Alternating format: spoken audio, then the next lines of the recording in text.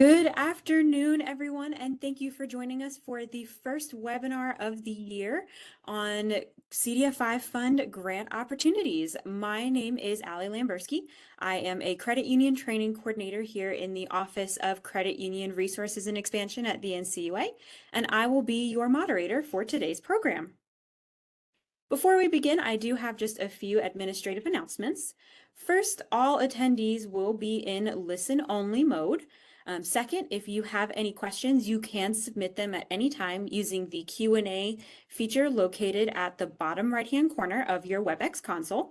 To submit a question, simply click that Q&A button, type your question in the box provided, and then click send. We will do our very best to get to your questions as time allows. Third, if your volume sounds too low, please make sure to check the volume on your computer is turned all the way up. If that does not work, you may have to plug in external speakers. Fourth, closed captions will be available within WebEx. To enable closed captions, please click the CC button in the bottom left of the console. And then please also allow pop-ups to have full visibility of all materials shown today. Finally, this webinar will be available for on-demand viewing on our learning management system in approximately 2 weeks. This material will feature a closed caption video and the ability to download a PDF version of the PowerPoint presentation. To access these educational resources, you will need to have an account on the NCUA's learning management system. The good news is there is no charge for an account setup, and it is completely free for all credit union employees and volunteers. To set up an account, you can go to ncua.gov/support services, select Credit Union Resources and Expansion, and then select Learning. After creating your account, please allow about 6 to 12 hours for all learning material to generate. We do have over 300 courses available, so it just might take a little bit of time. Before we begin, I do have our traditional disclaimer that I must read out to you. The materials presented in this webinar are intended as an informative and educational summary of general information on grant opportunities from the CDFI Fund. The NCUA has taken reasonable measures to ensure the quality of the data and other information produced by the NCUA that is available in this presentation.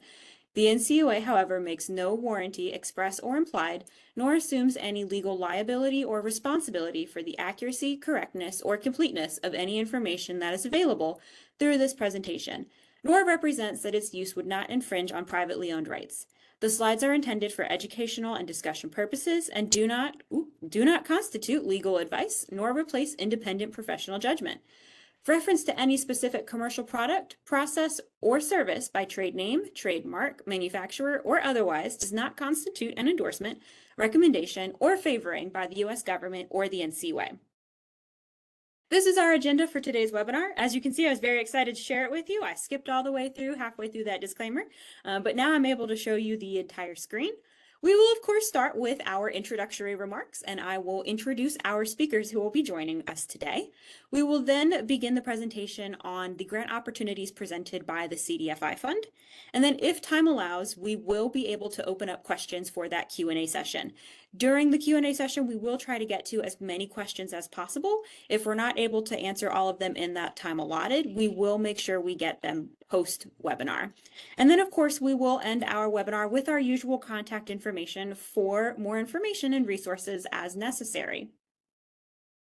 Before we get started, we do have our usual polling question to help us get to know our audience a little better.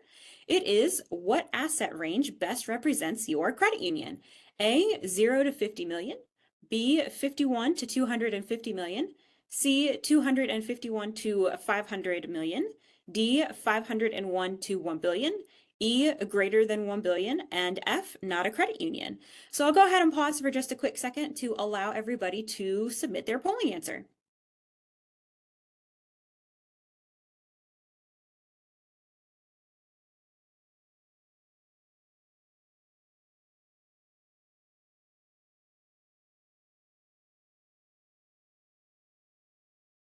All right, it does look like we are starting to slow down from what I can see on those polling responses. And as always, we do have a wonderful mix of credit unions who are joining us here on this webinar. So I do hope that you find this information very helpful and useful to take back to your credit unions. All right. So here and here, we are always excited to be able to collaborate with our partners at the CDFI Fund. We can collaborate on anything from additional resources on funding or certification. Those are just a couple of our top requests, but of course we get several. And we have a great relationship with our teams over at the CDFI Fund, and we're so very fortunate to be able to collaborate with them. One of the big requests we got were for more opportunities on funding and to have them earlier in the year to allow credit unions to have an opportunity to put together an application or reach out for partnerships opportunities. And so we are very fortunate that we were able to bring them in and they were willing to come and speak early in this year to be able to assist credit unions. But please, if you guys have any requests on timing or topics you guys are looking for, please let us know in our post-event survey. I do read every single one of those surveys, so please let us know what you're interested in. We try and get those out to be able to meet whatever resources you guys need in a timely manner. And with that, we will go ahead and meet our presenters. So starting us off today is going to be Eddie, who is a program manager of the Depository Institution Initiatives unit and is responsible for the management of the Bank Enterprise Award and small dollar loan programs. He most recently served as the senior financial analyst at the U.S. Export-Import Bank, where he analyzed and managed a large portfolio of direct loans and loan guarantees. Prior to this, Eddie served as an associate program manager of the CDFI Fund's Capital Magnet Fund. He has also worked as an economist at the U.S. Department of Housing and Urban Development and the U.S. Department of the Treasury's International Affairs Office. He holds an MS in Economic Development from Georgetown University and a BA in Economics and Political Science from the University of Maryland, Baltimore County. Joining him today, we will have Amy, who is a management and program analyst at the Depository Institution Initiatives. I keep trying to combine those two words, unit, and works with the Bank Enterprise Award Program and the Small Dollar Loan Program. Prior to this, Amy worked for the state of Kansas as a program manager managing the federal homeless grant and as a financial analyst assisting with the state's indirect cost rates for aging and disability services. Amy has also worked as an affordable housing program specialist at FHLB Bank Topeka and holds a BA in political science and MBA from Washburn University in Topeka, Kansas. And then lastly, we have Mike, who is a management and program analyst at the CDFI Fund's Depository Institutions Initiative Unit, contributing to the administration of the Bank Enterprise Award Program and the Small Dollar Loan Program. Prior to his current role, he served as a bank examiner at the Farm Credit Administration, focusing on the safety and soundness of the farm credit system. He holds a degree in finance and economics from George Mason University. And with that, I will turn it over to Eddie, who is going to kick us off for this presentation. Eddie, thank you for joining us. Thank you, everyone. Thank you, Ali and the NCUA team for hosting today's webinar. I'm so excited to be here. My name is Eddie Tsibulevskiy. I'm the program manager for the Small Dollar Loan Program and the Bank Enterprise Award Program. It's so exciting to see over 200 participants on today's webinar. We're going to talk about these two programs at the CDFI Fund, these unique programs and how they can benefit and support credit unions. So we have a lot to cover. So let's talk about the agenda for today. So let's go to the next slide. First, I'll start off by providing a brief overview of the CDFI Fund and its mission. Then I'll talk about the Small Dollar Loan Program, eligibility requirements, and how the program can support credit unions. The Small Dollar Loan Program is one of the newest programs at the fund. And then we'll talk about the Bank Enterprise Award Program, which is actually the oldest program at the CDFI Fund. And we'll talk about how credit unions can partner with banks, bank applicants, and bank recipients for the Bank Enterprise Award Program. And then we'll have some time for questions and answers. So with that, let's talk about the CDFI Fund and its mission. Most of you probably know that the CDFI Fund's mission is to expand economic opportunity for underserved people and communities. And the Small Dollar Loan Program directly supports the CDFI Fund's mission by helping CDFIs expand consumer access to mainstream financial institutions, and by providing alternatives to high-cost, small-dollar loans. And secondly, the program supports the CDFI Fund's mission by helping underserved communities build credit, access affordable capital, and promote greater integration into the mainstream financial system. As some of you might know, the program was authorized by the Dodd-Frank Wall Street Reform and Consumer Protection Act of 2010. Okay, now I'm going to turn it over to my colleague, Michael Fulton, and he'll take us through the next part of the presentation. Yes, thank you, Eddie. So to begin, I'll start with discussing the SDL program's impact to various organizations and communities. So since its first round in 2021 and over the course of 3 funding rounds, the CDFI Fund has awarded over $40 million in small dollar loan program awards. And looking specifically at the most recent 2024 round, 66 organizations received approximately $18 million in awards. And of the organizations that received awards, credit unions received the most, with 29 different recipients receiving almost $9 million, or approximately 50% of the total award funds that were available. And next slide.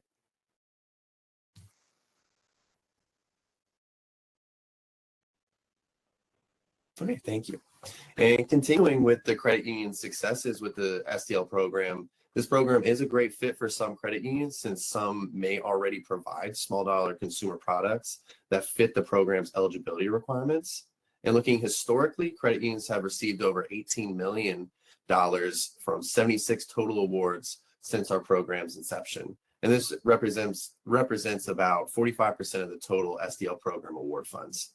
And then also looking at the chart below, we can see that the total dollar amount awarded to credit unions has continued to rise from about $3 million in 2021 to almost $9 million in 2024. Next slide. Okay, thank you. Now let's talk about the specific product requirements for the SDL program. And per the program statute, SDL program grants may only be used to support new and existing small dollar loan programs that meet the following requirements. So they must be loans that are made in amounts of $2,500 or less, $2,500 or less, be repaid in installments, have no prepayment penalties. Payments are reported to at least one of the consumer reporting agencies that compiles and maintains files on a national basis, and they have loan underwriting standards that consider the consumer's repayment ability. Next slide. Okay, thank you. And so for my last slide for this section, I'll discuss the eligible uses after receiving an SDL program award. So the awards must be either used to fund a loan loss reserve or for supporting technical assistance purchases and costs. And for the purposes of this program, when using award funds for loan loss reserves, these funds must be used to cover losses associated with either starting a new or expanding an existing small dollar loan program. And for technical assistance award or funds, these may be used for technology, staff support, or other costs associated with establishing a new or expanding an existing small dollar loan program. And I do want to make an important note about eligible use cases. The small dollar loan program grants cannot be used to provide direct loans to consumers. And with that, I'll pass it over to Amy. Okay, thank you, Mike. Get my video going here. Okay, I'm going to talk about the SDL program applicant eligibility. The SDL program statute allows for 3 types of eligible applicants, either a certified CDFI or a partnership between a certified CDFI and any federally insured depository institution that has a primary mission to serve targeted investment areas. The last one is a partnership between 2 or more certified CDFIs. Next slide, please. So there are 9 prohibited practices, and these are important to keep in mind whether or not you're designing your first SDL program product or you have an existing one. You need to make sure that none of the loans that you provide with the SDL award has any of these practices.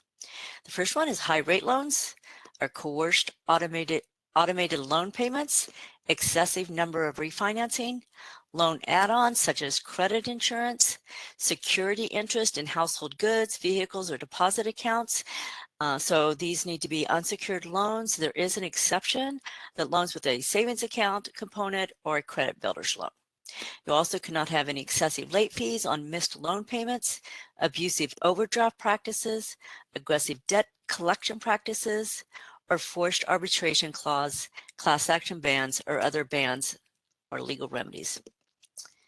Next slide. So the next round is FY 2026. The program round is expected to open in the fall of 2025, and the award announcement is expected in the spring of 2026.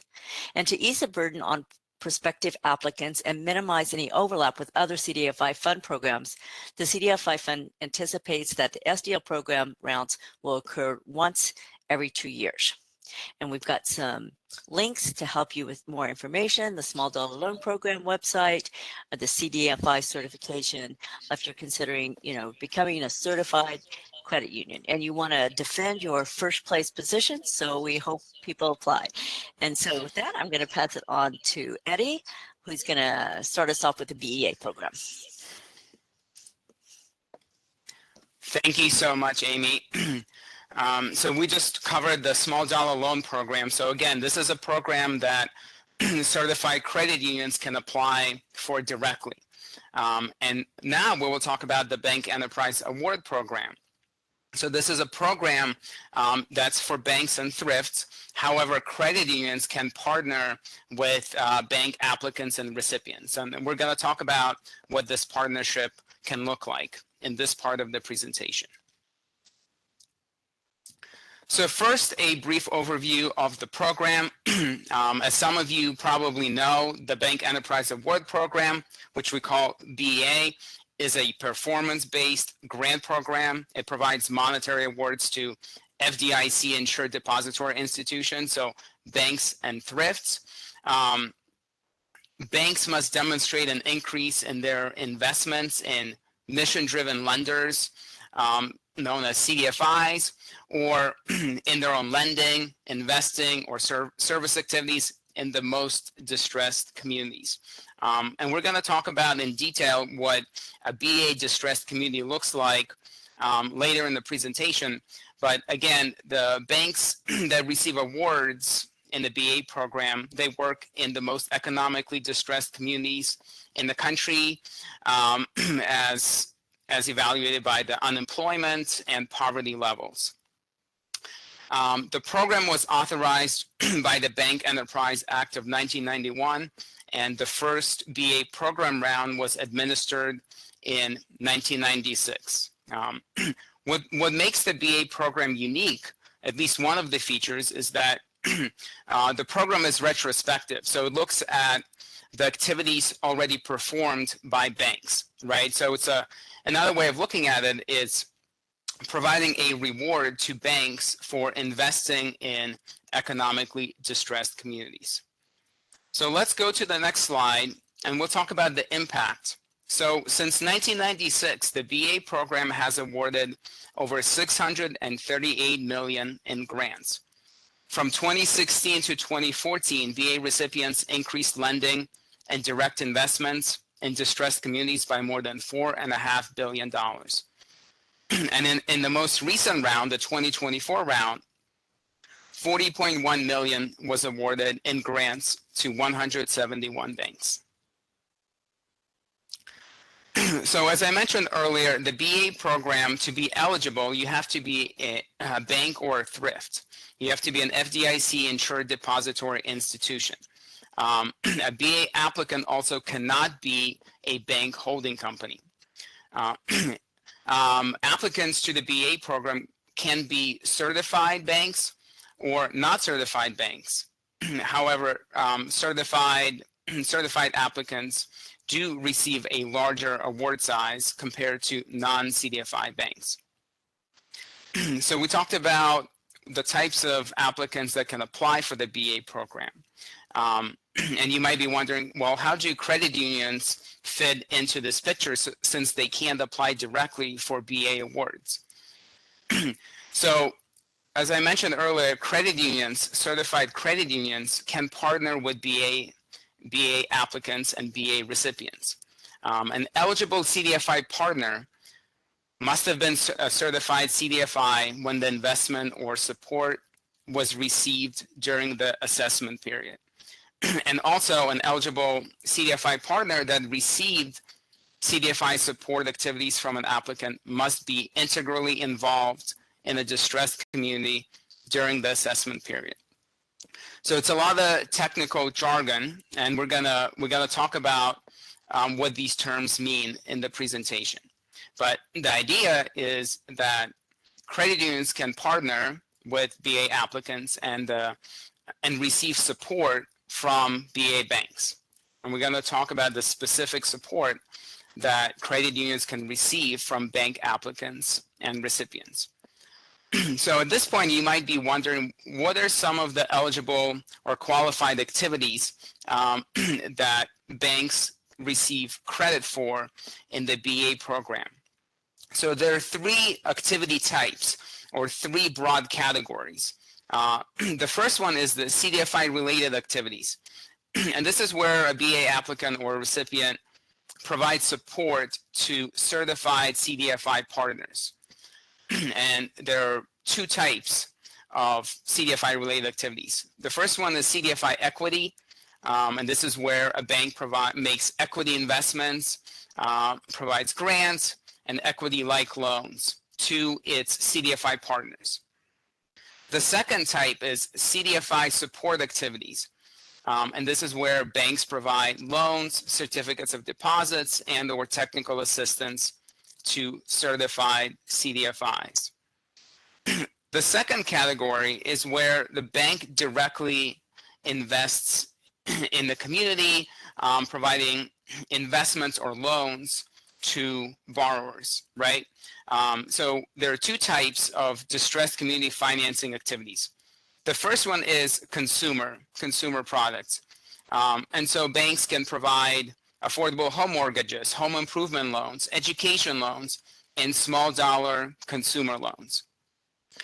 And the second category is commercial. This is where banks provide affordable housing development loans or investments, commercial real estate development loans, or small business loans. The third category is service activities. And this is providing residents of distressed communities access to financial products and services, such as new branches, new automated teller machines, checking accounts, savings accounts, check cashing, financial counseling, or individual development accounts.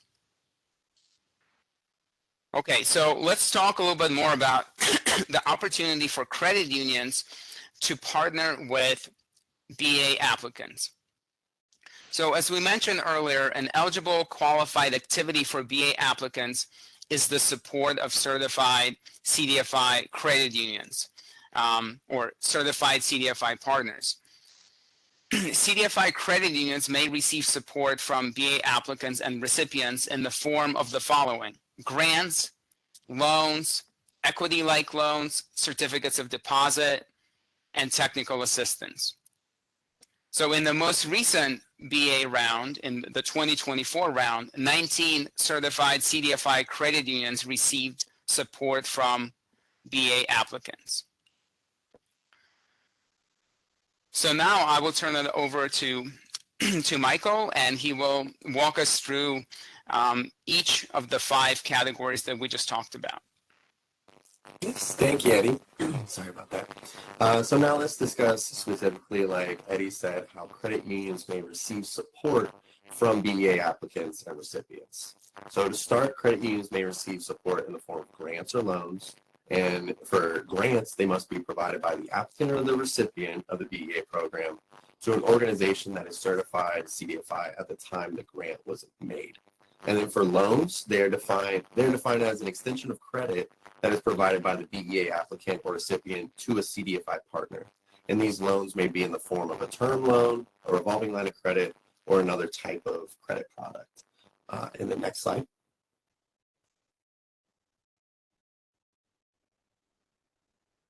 Thank you. And then another way that credit unions may receive support through the BA program is through equity-like loans. An equity-like loan is a loan provided by the applicant or recipient with the characteristics of an equity investment that meet criteria specified in the SDL program's NOFA, in the BEA program's NOFA. These characteristics are shown on the slide and in the NOFA, but generally the loan must have a rolling maturity date that is automatically extended on an annual basis if the CDFI partner remains financially sound and continues to serve the community development mission.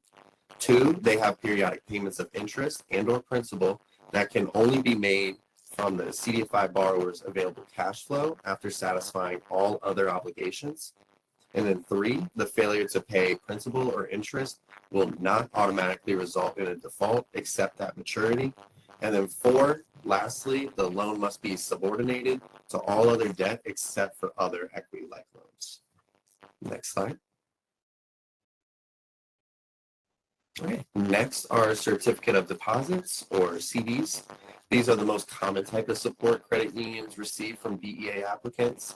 An eligible CD activity requires a CD to be placed with the certified CDFI who is integrally involved in a distressed community. And please be aware in the coming slides, we'll cover what integral involvement requirements are and go over that with you. And the specific requirements for CDs to meet BEA program eligibility include they must be on a term of at least 3 years, and they must earn an interest rate that is materially below market rate. And the exact definition for materially below market rate is clearly defined in our 2025 NOFA and application instructions. And then lastly, when reviewing rates, please ensure that you're reviewing the Treasury yield curve rate that is published daily on their website. Next slide. Okay, and for my last slide, credit unions may also receive technical assistance from BEA program applicants and recipients.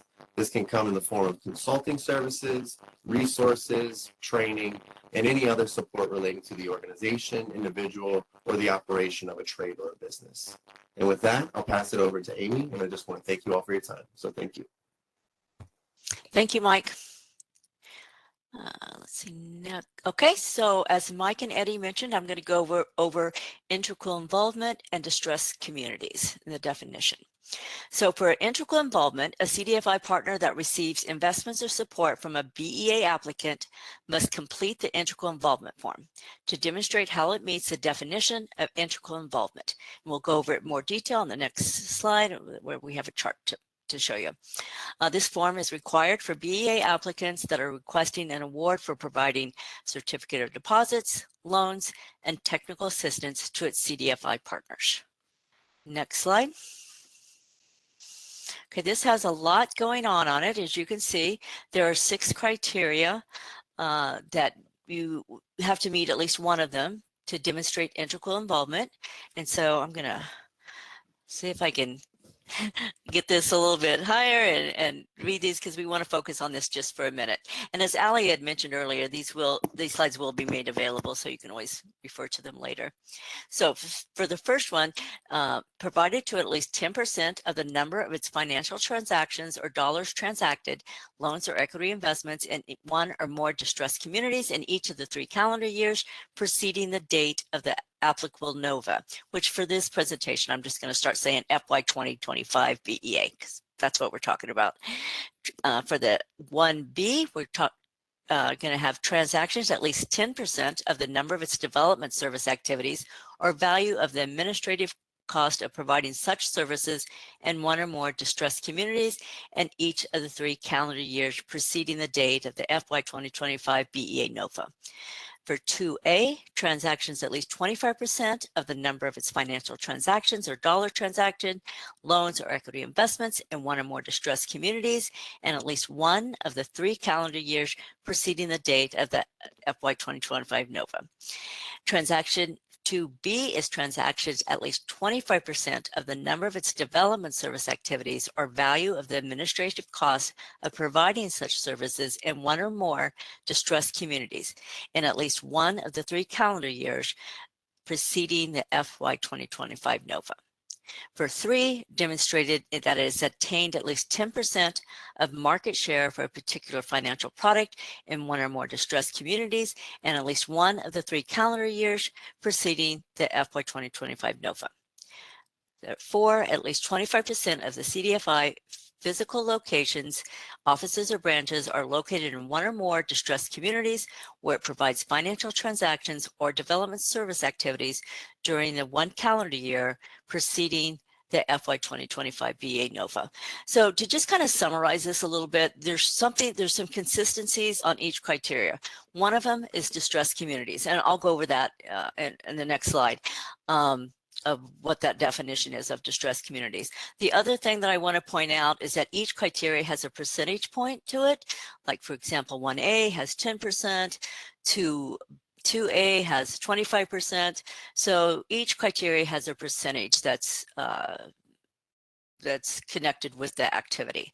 And the last thing that's consistent with each criteria is that there's a time frame. For example, 1A, you've got each of the 3 calendar years preceding. And in 2A, you've got at least one of the 3 calendar years. So 1A, if you're doing that, you've got each of the 3 calendar years. 2A is just one of the 3 calendar years. So when you're kind of determining what, how you would qualify for this, just keep the percentages, distressed communities, requirement for all of them. And we've got other resources that will be available. You can just put in a keyword searches. We've got a glossary, the application, the NOFA.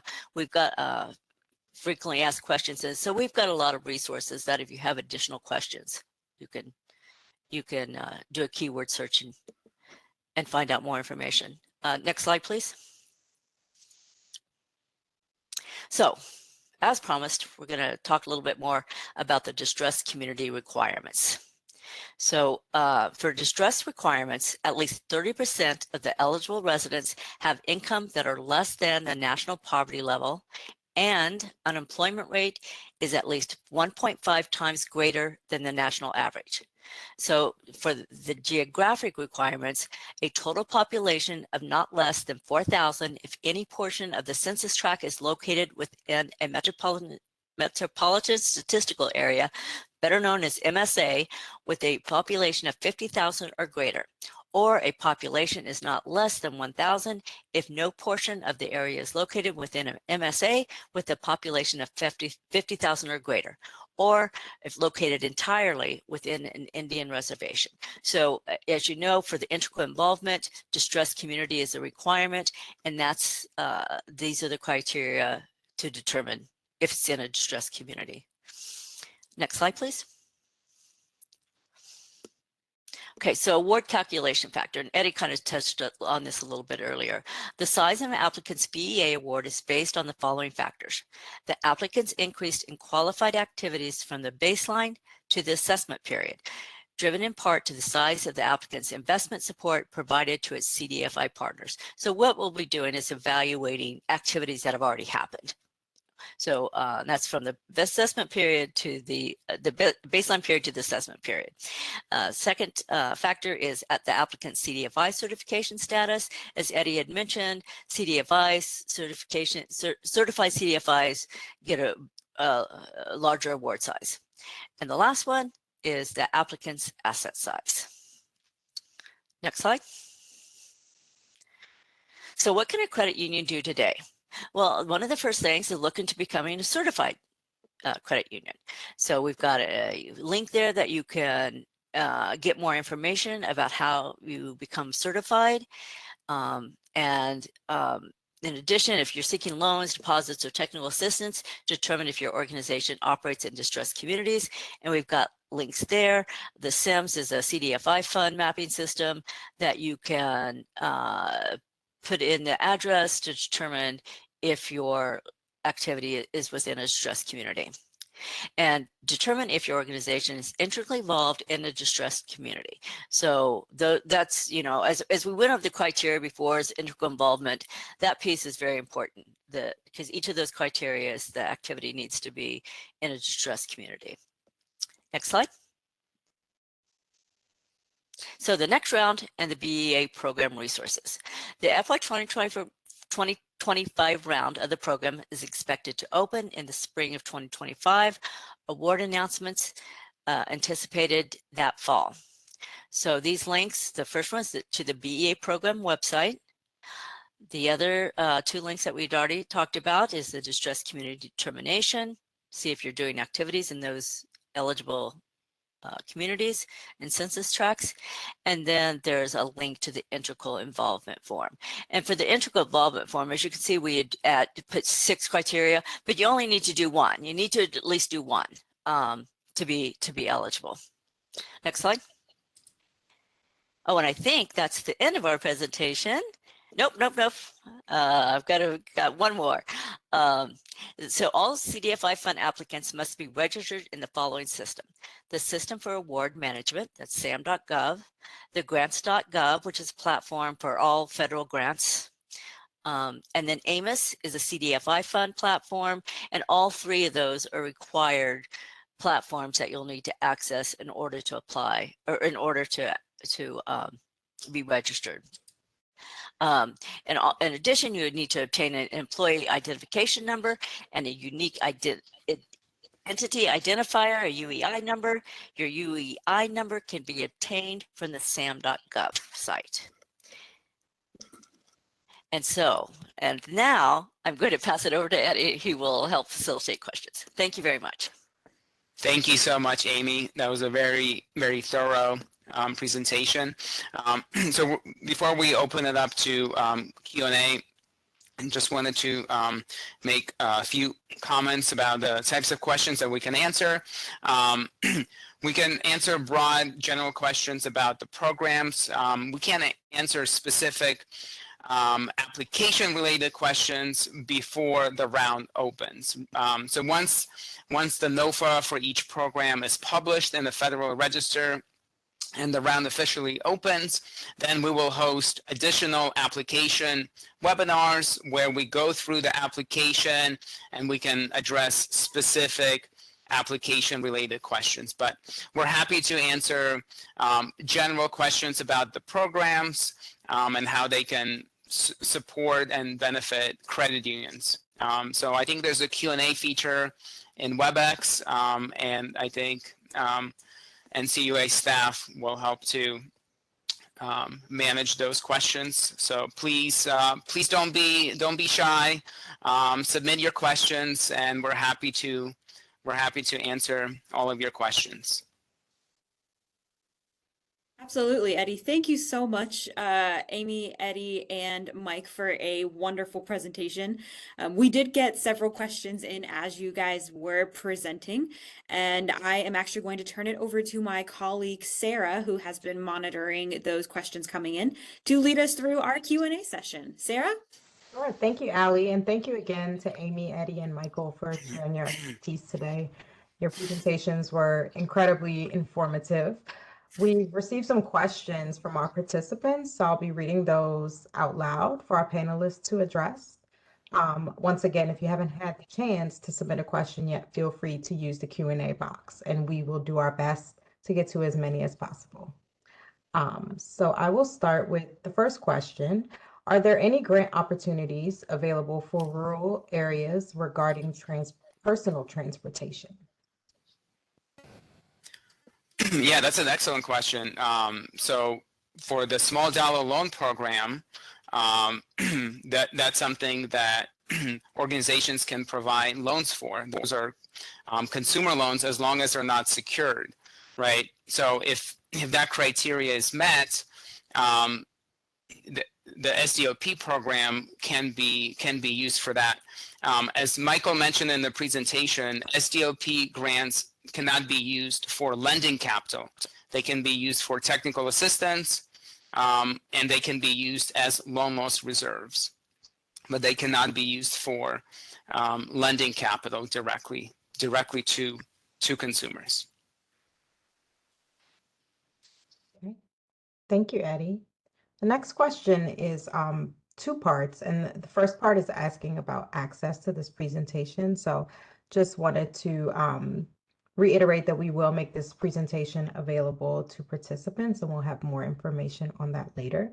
The second part of the question asks for the panelists, do credit unions fall into the federally insured institution if they are not a CDFI but work with a CDFI partner for the SDL program?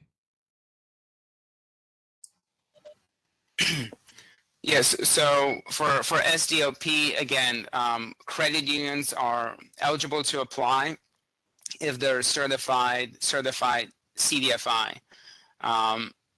That's really the criteria. They can also apply if they're not certified. They can apply as a partnership, and we can provide more details on that. Actually, we had a slide in the presentation as well how applicants can apply via partnership if they're not certified themselves. Okay, thank you. Next question actually asks about a specific slide. I'm sure it's not the same one, but it asks about slide 10 and a list of, are there definitions of the practices listed on slide 10 available online? If so, can we provide a link? Yes, I believe those are in the NOFA, so you can refer to the 2024 round for SDLP, and that provides additional information for each of the prohibited practices. Okay, great. The next question, can BEA deposits be made at any time of year or only in December? Yeah, so I think you're referring to certificate of deposits. Yeah, they can be made throughout the year.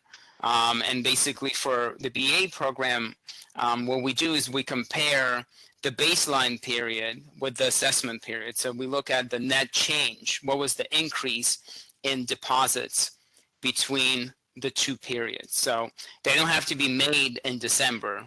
It's just we're comparing the entire year. So let's say for the 2025 round, right, 2023 is the baseline and 2024 is the assessment period. And then we're saying for every activity, what was the increase between the baseline 2023 against 2024, the assessment period. And then based on that increase, the award is calculated based on the amounts that each activity increased. Thank you for that clarification. I hope that answers the question. The next question is, what was the smallest small dollar award program award in the most recent round? I would have to look that up. There are maximum limits for the TA and for loan loss reserve. So for TA, the maximum award size in the last round was 150,000 and 300,000 for loan loss reserves. All of the award information is publicly available on our website. We have an award book with a list of all of the recipients and the amounts awarded. So if you go to our website, click on the program, you'll see not only the searchable award database, but there's also the award book. And so you can easily access this information. This is public information. So please refer to our website. Thank you. The next question, would a PAL loan be part of the small dollar loan fund? Yes, again, if it meets all of the criteria that we discussed and none of the prohibited practices are used, then generally they do meet that criteria. However, again, you would need to refer to the NOFA once it's published to ensure that all of the criteria is met. But generally those types of loans do meet SDLP criteria. Thank you. Okay, the next question, can financial institutions apply for BEA and make deposits in consecutive years? So just to clarify, only banks and thrifts are eligible to apply for BA awards. Credit unions cannot directly apply for BA awards. However, they can partner with BA applicants and they can receive investments and support from BA applicants. And yes, banks can apply every year, and many of them do, right? As long as they demonstrate an increase in specific activities from the baseline to the assessment, they can apply. Okay. But again, it's the BA program allows banks and thrifts to apply for the grants. Okay. How does a CDFI credit union get partnered with a bank in the BEA program? Great follow-up to the last question. Yeah, excellent question. So I think one of the best ways is if you go to our website, you can see a list of recent BA recipients. There's also a map, and you can look up banks that are in your region that have received the BA award and reach out to them. There's contact information, and so you can reach out to a bank and see if that bank is interested in partnering with you, because there are benefits both for the credit union and for the bank, because the bank receives credit for those investments into the credit union. So I think the best way is to try to identify bank BA recipients in your area and reach out to them directly. Okay. The next question is also related, and I think if I understand it correctly, it's the reverse of that, but maybe you can provide some clarification. And this is from a participant who works at a CDFI credit union. And he asked, is there a list that they can put themselves on to work with BEA bank recipients? I'm not aware of such a list. Again, I think the best approach is probably to look up the banks that have received BA awards, especially in the last round, because once a bank receives an award, they have 1 year, that's the performance period, during which they have to invest the award into eligible activities, right? So that's another opportunity for credit unions to partner, not only with BA applicants, but with banks that have already received an award. And I think probably the best way is just to look up recent BA recipients and reach out to them. Thank you. The next question, what rate is considered high rate for the SDL program? 15% or higher? In terms of the interest rate that a financial institution charges its borrower, is that what it's referring to? I think that's what it's referring to. So it cannot exceed 36% APR, or the highest limit set by the state regulatory agency. So whatever that limit, I mean, it varies by state. So the lower of the two. So you cannot exceed 36% annual percentage yield, or you cannot exceed whatever the appropriate state agency has set as the threshold, which could be lower than 36%. It really depends on the state. Okay. The next question, is there a list of banks that are CDFI certified?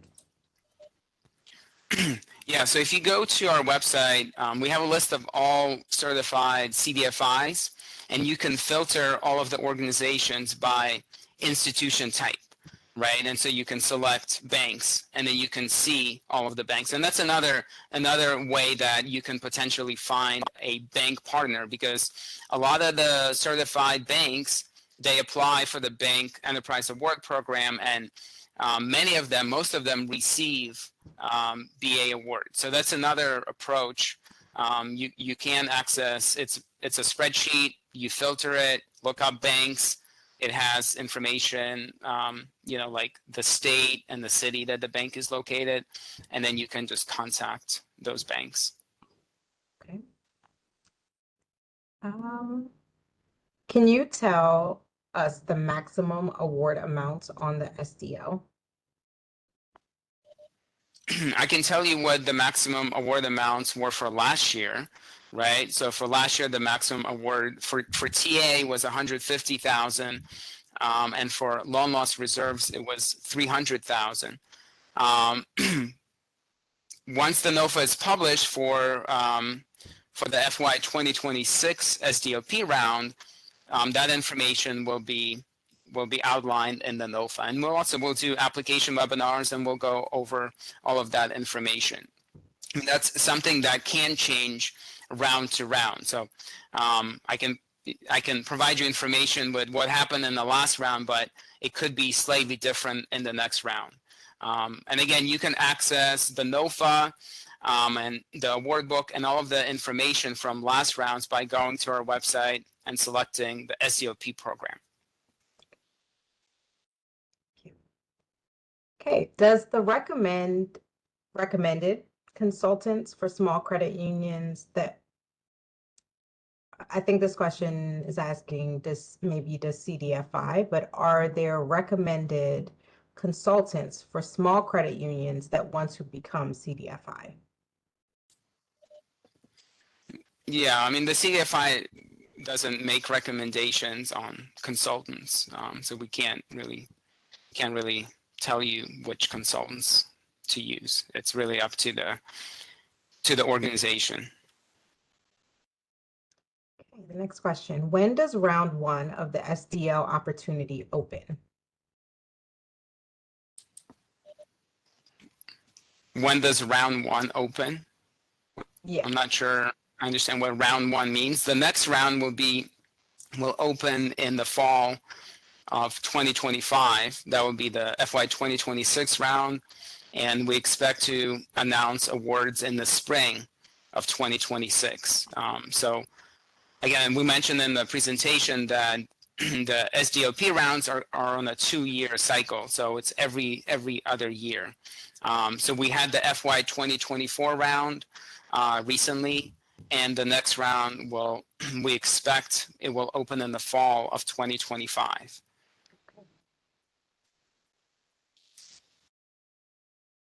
Who can participants reach out to for very specific questions regarding the SDLP? Yeah, if you have specific questions about either program, you can email us or you can submit a service request in AMIS. If you already have, if your organization is registered in AMIS, the preferred method is just to submit a service request. We'll respond quicker that way, and this way your question will be tracked and recorded in the system. However, you can also email us. For BA, you can email ba@cdfi.tresh.gov, and for SDOP, it's sdop@cdfi.tresh.gov. Another question, how would we approach a bank to ask them to partner with the BEA, and what is the bank's motivation? Yeah, great question. I guess I'll start with the motivation first, right? The motivation for the bank is that they're getting credit for making that investment, whether it's a certificate of deposit or a grant or any of the eligible forms of investment or support. So in other ways, their award will be greater by providing support to your organization. I mean, they might have additional benefits and consideration, but in terms of the BA program, that increases their award size. So there is an incentive, I think, for banks to partner with credit unions and other CDFI partners. It's not just credit unions. I mean, they can partner with loan funds, right? But yeah, there's a direct benefit to banks. And then I think the first part was how can you reach out to them? Again, I think the best approach is to identify the banks in your region that have received the BA award, or that are certified banks, because most certified CDFI banks apply for the BA program. I think over 90% of certified CDFI banks apply for BA. So you can reach out to them and just ask if they might be interested in partnering and working with you, because there's a direct benefit to the bank. Thank you. What is the maximum amount of a BEA grant that can be awarded? That will be outlined in the NOFA when it's published. I can tell you generally maximum award size tends to be between $300,000 and $400,000. So, and again, these are grants, and this is for activities that have already been performed, right? So the bank is not really doing any additional work. They've already made these investments, they made these loans, and as a reward, the CDFI fund is giving them a grant, and then they take that grant and they have 1 year to invest it in other qualified activities. Thank you. And this may be the last question unless we have any others that come in the meantime, but and it may have been answered already, but would there be, what reporting requirements, if any, would there be for a credit union that partners with a BEA recipient? That's a great question. The requirement would be for the recipient, for the bank. The bank provides information on how it uses the award. So it's something that the recipient would have to provide, not the credit union. Okay. Thank you, Eddie. We got some great questions in, and I think for right now, all of them have been answered. It does look like we got to all of them. Yes, there were a couple duplicates in there, but Eddie was fantastic at answering all of them. I want to say thank you, Sarah, for leading that Q&A discussion as well, and for joining us today for our webinar. We really appreciate it. That was wonderful. I know it was incredibly helpful for all of our credit unions, and I just want to give a shout out as well again to Mike, Amy, and Eddie for a fantastic presentation, and for the Q&A session as well, and for working with our credit unions for those answers. We even got a shout out in the chat. They just want to say, the chat wants to say thank you, or the Q&A, excuse me, said somebody was saying thank you for the time for this. So just want to say thank you again for joining us and for sharing this information at the beginning of the year so our credit unions are able to be prepared. And so with that, I will go ahead and go into our closing announcements. Keeping with the, of course, grants and funding theme, Eddie and team were mentioning, of course, when that notice of funding comes out, that is when, we will know a little bit more about award size initiatives that will accompany those initiatives. And it's the same thing for our Community Development Revolving Loan Fund Grant Round, or CDRLF Grant Round. We typically do host a webinar every year once we have more information regarding that. So please stay tuned for once we have the information available. And then, of course, we are working on our MDI symposium. So please stay tuned for the dates to be announced as well as an agenda. As soon as we have everything solidified, we will be very excited to share that with everyone. And we did mention several times today that we will have a recorded version of this webinar up on our learning management system, and we will have the slides presented today to accompany them. We do ask that you please give us about 2 weeks just to be able to review our closed captions, make sure everything is up to date, and we will have this up for you within that 2 weeks with the closed caption recorded video, as well as the PDF version of the slides. To access the PDF version of the slides at this exact moment, you do have the ability to go back to the registration link that you all signed up for and had that link available to join us today. And there is a copy of the slides located at that registration link. So you do have those available for you today, as well as later on our learning management system. But please, we do encourage you. It is a completely free service for all credit union employee volunteers. So we do encourage you to utilize this. We have over 300 courses and we are adding more every single day. And then for contact information, we do have, of course, within the Office of Cure, two main sides. And the first one is, of course, our Consumer Access Division. They handle everything from chartering, field of membership expansion, and just general inquiries. They are a fantastic team. So if you have any questions regarding that, please reach out to them. And then on the resources side, which is that second half of CURE, we have CDFI certification assistance through our grant team. Although, however, we do also have that contact information for the CDFI certification team over at the CDFI Fund. We also have grants and loans through the Community Development Revolving Loan Fund, our training division, as well as our MDI preservation program. So if you have any questions, please reach out to us. Do not hesitate. We are always available and excited to assist in any way that we can. And then before we end for the day, I do just want to give one final shout out again to Eddie, Amy, and Mike for joining us. But I also want to give a shout out to our support staff today. Franz, who is our technical support for WebEx, as always, does a fantastic job in providing support. He is great. Sarah for our Q&A session for joining us. And then we also had Ron and Jasmine in the background helping to support on a lot of the smaller items as well. So we just want to say thank you to them. And then to our viewers as well, thank you for your time and attendance and for joining us on CURE's first webinar of the year. I hope that you found this incredibly helpful and have a wonderful rest of your day. This concludes our webinar and we will see you all next time. Thank you so much.